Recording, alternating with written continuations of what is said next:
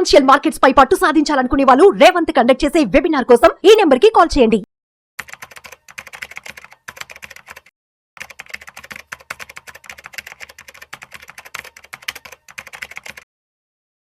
నమస్తే, నేను జీవి సత్యనారాయణ. ఈ వీడియోలో ఈ ఫైనాన్షియల్ ఇయర్లో మళ్ళీ వడ్డీ రేట్లు తగ్గొచ్చు అనేది ఎస్బీఐ అంచనా. అది ఏంటిదో చూద్దాము ఈ వీడియోలో. ఫైనాన్షియల్ ఇయర్ ఇప్పుడు 2025-26 ఈ ఫైనాన్షియల్ ఇయర్ ఏదైతే ఏప్రిల్ టు మార్చి ఉంటుందో, ఈ ఏప్రిల్ టు మార్చి ఏదైతే ఈ ఫైనాన్షియల్ ఇయర్లో ఆర్బీఐ వాళ్ళు ఇంకా వడ్డీ రేట్లు తగ్గించవచ్చు అనేది ఒక వార్త. అది అంచనా, అధ్యయనం ఎస్బీఐ వాళ్ళు. అది ఇప్పుడు మీకు ఇన్ఫర్మేషన్. ఏదైతే ఈ ఫైనాన్షియల్ ఇయర్లో ఓవరాల్గా 125 బేసిస్ పాయింట్లు అంటే ₹1 వడ్డీ తగ్గొచ్చు, ₹1 నుంచి ₹1.5 వరకు వడ్డీ రేట్లు తగ్గించవచ్చు అని చెప్పేసి ఎస్బీఐ ఒక అధ్యయనం చేయడం జరిగింది. అధ్యయనం ఏంటిది అనేది చూద్దాం.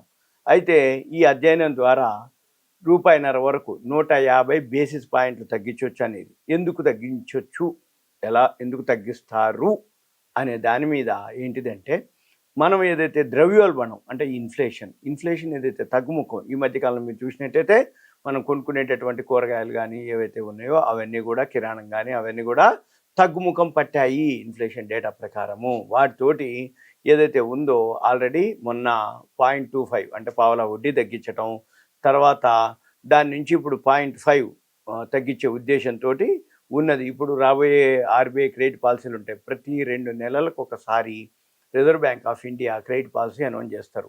ఈ క్రెడిట్ పాలసీ ఏంటిది అంటే, వడ్డీ రేట్లు ఉంచాలా, తగ్గించాలా, న్యూట్రల్గా ఉంచాలా, ఏంటిది అనేది, ఎందుకు తగ్గిస్తున్నాము, ఎందుకు న్యూట్రల్ ఉంచుతున్నాము, పెంచితే ఎందుకు పెంచుతున్నాము అనేది దాని మీద 3 రోజులు చర్చలు జరిపి 3వ రోజు చేస్తారు.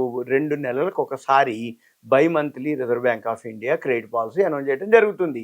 ఇక మనం ఏం చేయాలి, ఎవరైతే ఒకవేళ క్రెడిట్ పాలసీ ఎప్పుడు అనుకుంటే సింపుల్ అనమాట. ప్రతి 2 నెలలకు ఒకసారి 5, 6, 7 తారీఖుల్లో ఉంటుంది. సెలవులని బట్టి ఒకరోజు అటు ఇటు 7, 8, 6, 7, 8, 5, 6, 7 ఆ డేట్లలో ఉంటుంది జనరల్గా. మనం ఏం చేయాలంటే గూగుల్కి వెళ్ళి ఆర్బీఐ క్రెడిట్ పాలసీ 2025 డేట్స్ అని ఎంటర్ చేస్తే ఆటోమేటిక్గా మీకు వచ్చేస్తుంది. వచ్చేసిన తర్వాత ఆ వడ్డీ రేట్లు అనౌన్స్ చేయక ముందు ఆర్బీఐ వాళ్ళు షేర్ మార్కెట్ మీద, బ్యాంకు షేర్ల మీద ఎఫెక్ట్ ఎక్కువ పడుతుంది. వడ్డీ రేట్లు తగ్గిస్తారు అనేది మార్కెట్ ఉంటుంది, పావలా తగ్గిస్తారా తగ్గించరా అనేది మార్కెట్ ఒక ఊహాగానాలకు ఉంటుంది. ఈ ఊహాగానాలతోటి బ్యాంక్ నిఫ్టీ మూవ్ అవుతుంది అన్నట్టు.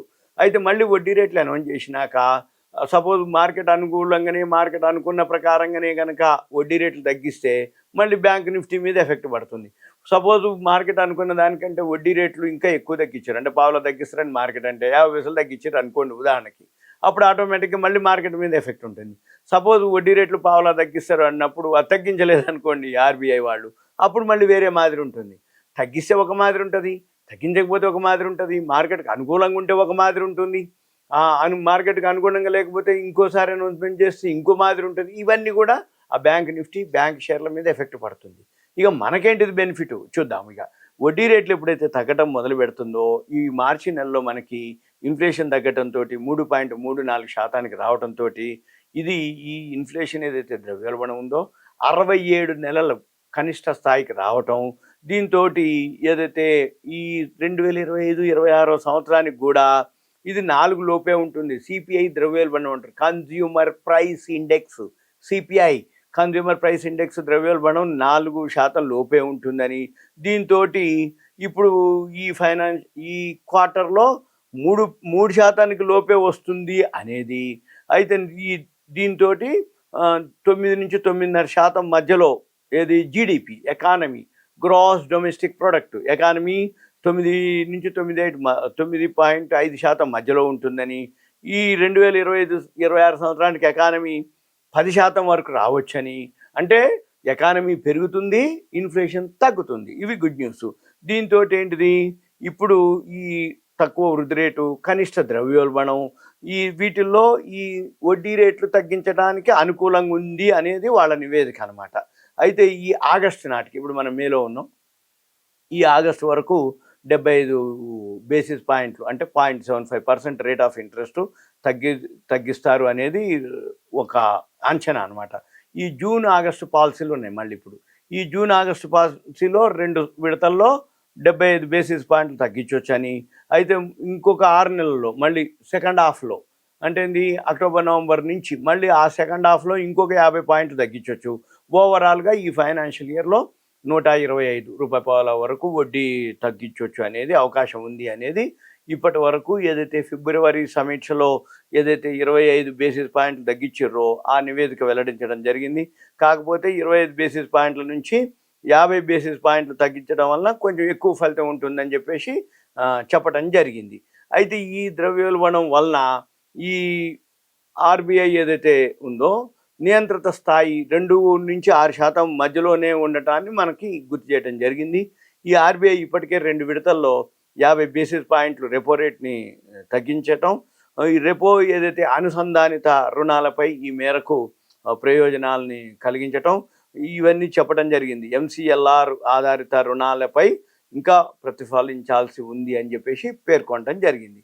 అయితే ఇప్పుడు మనకేంటిది, వడ్డీ రేట్లు తగ్గటం వల్ల ఏం జరుగుద్ది అంటే ఏదైతే కంపెనీలకు ఉన్నాయో వడ్డీ భారం తగ్గిపోయినప్పుడు లాభం పెరిగే అవకాశాలు ఒకటి ఉంటుంది. రెండోది ఏదైతే సేల్స్ పెరిగే అవకాశాలు ఉంటాయి. ఎప్పుడైతే వడ్డీ రేట్లు తగ్గుతాయో కన్స్ట్రక్షన్లు కానీ హౌసింగ్ లోన్లు కానీ తీసుకునేవాళ్ళు, ఈఎంఐలో తీసుకునేవాళ్ళు ఏది ఇండ్లు కొనుక్కోవడానికి కానీ కట్టుకోవడానికి కానీ ఏదైతే తీసుకుంటారో వడ్డీ భారం తగ్గిపోయినప్పుడు ఆటోమేటిక్గా ఆ సెక్టారు రియల్ ఎస్టేట్ సెక్టార్ కానీ కన్జ్యూమర్ గూడ్స్ సెక్టార్స్ కానీ ఏదైతే ఇంట్లోకి అంటే 2 వీలర్స్ 4 వీలర్స్ ఆటో సెక్టార్ కానీ తర్వాత ఎప్పుడైతే ఆల్రెడీ తీసుకున్న వాళ్ళు కానీ వాళ్ళందరికీ వడ్డీ భారం తగ్గిపోతే సేవింగ్స్ పెరగటం కానీ వీటన్నిటితో పాటు ఆ సెక్టార్ కానీ దానికి సంబంధించినటువంటి షేర్లు పెరగటం కానీ వడ్డీ భారం ఎప్పుడైతే తగ్గుతుందో కంపెనీలకి లాభం పెరిగే అవకాశాలు ఉంటాయి, బిజినెస్ పెరిగే అవకాశాలు ఉంటాయి. ఏ కంపెనీ అయితే ఇప్పుడు బ్యాంకులకు కూడా బిజినెస్ పెరుగుతుంది. ఎందుకు? వడ్డీ రేట్లు ఎప్పుడైతే తగ్గుతుందో లోన్లు ఎక్కువైతాయి. లోన్లు ఎప్పుడైతే ఎక్కువైతుందో బిజినెస్ వస్తుంది, ఇన్కమ్ వస్తుంది. అయితే దీంతో పాటు డిపాజిట్ల మీద కూడా తగ్గించడం ఖాయం. ఎందుకంటే వడ్డీ రేట్లు ఎప్పుడైతే తగ్గుతాయో తీసుకునే వానికి ఎంతైతే లాభం వస్తుందో, తీసుకునే వాళ్ళకి ఎంతైతే బెనిఫిట్ వస్తుందో డిపాజిట్ చేసే వాళ్ళకి అంతే లాస్ ఉంటుంది. డిపాజిట్ చేయడం అంటే ఏంది? ఎవరైతే బ్యాంకులో ఫిక్స్డ్ డిపాజిట్ చేస్తారో వాళ్ళకి వడ్డీ రేట్లు కూడా వాళ్ళకి కూడా ఆ మేర తగ్గిపోద్ది. ఎందుకోసం అంటే వాళ్ళు వడ్డీనే లోన్ తక్కువ ఇచ్చినప్పుడు డిపాజిట్లు కూడా తక్కువకే తీసుకుంటారు. అది కామన్. కాకపోతే జనరల్గా ఏమో మనం ఆలోచించాలి, డిపాజిట్లు ఎంత అవుతున్నాయి, లోన్లు ఎంత అవుతున్నాయి. డిపాజిట్లే ఇప్పుడు ఎక్కువైనా ఉంటాయి. కాకపోతే ఏంటంటే డిపాజిట్ల మీద ఎక్కువ ఉంటుంది ఎఫెక్ట్. కానీ డిపాజిట్ల కంటే లోన్లు ఎప్పుడైతే ఎక్కువ ఉంటాయో అంటే తీసుకునేవాళ్ళు బిజినెస్ పర్పస్లో అప్పుడు కానీ ఎంప్లాయీస్ కానీ ఏదైతే ఉందో అందుకని మనం చూడాలి. ఇక సింపుల్గా ఏంటిది, ఇది రేపు రాబోయే రోజుల్లో మనకి ఆర్బీఐ నుంచి ఒక గుడ్ న్యూస్ రావచ్చు అనేది ఎస్బీఐ ఒక అధ్యయనంలో చెప్పడం జరిగింది. ఇదంతా మీకు ఇన్ఫర్మేషన్, ఎడ్యుకేషన్, నాలెడ్జ్ పర్పస్ మాత్రమే.